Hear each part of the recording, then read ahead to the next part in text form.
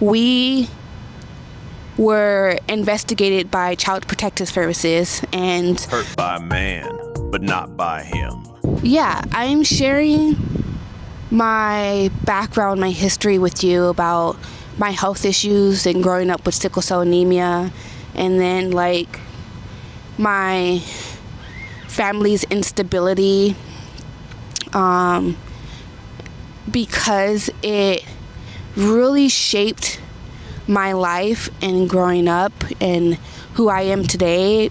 But most importantly, like my first just view on life, like on the outcome of life and on God, I hated it. Like I was very suicidal as a teenage girl. And when you have a disease like mine and you're always in hospital, you're given what's called not a therapist, but a social worker. And my social worker always had to stay on top of me with grades and stuff, and my grades would obviously slip. And they would be like, well, what's going on? And so one day they had a psychiatrist actually talk to me because my grades were always slipping. He talked to me. I tried to get them back up, and then they slip again. And the psychiatrist was like, just asked me a lot of questions. And one of the questions she asked was, do you ever think about harming yourself? And I said yes. I was actually harming myself. Now that I think about it, I was cutting myself.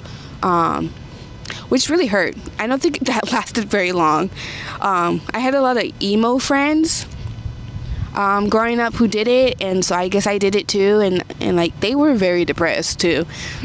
But I told my psychiatrist that, and then she ended up telling my stepmom, because my stepmom was with me at the time. And then my stepmom, on the way home, because the hospital was in Oakland and then we lived in Stockton, and so that whole ride home she just berated me like, you're not suicidal, how dare you say that, you're making us look bad and stuff like that, we take good care of you, like how can you be stressed out and things like that. Yeah. And I totally forgot, like having heard that, but also going through the whole CPS thing where like because I totally like derailed that.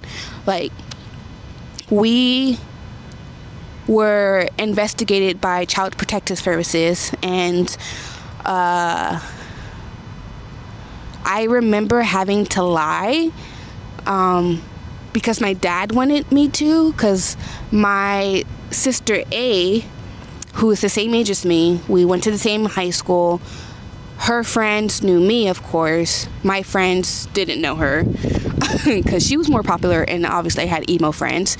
But my dad would take me to school. He would take me to school in his car, which was something he never did because we always walked to school.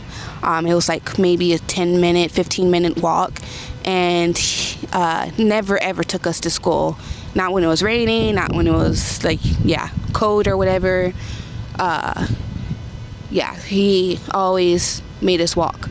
And then when CPS was investigating us, he ended up taking me to high school. Like that whole time that we were being investigated by CPS, and he would get me hot chocolate because it was cold at that time, and he gave me hot chocolate, and I was very excited because I had hot chocolate.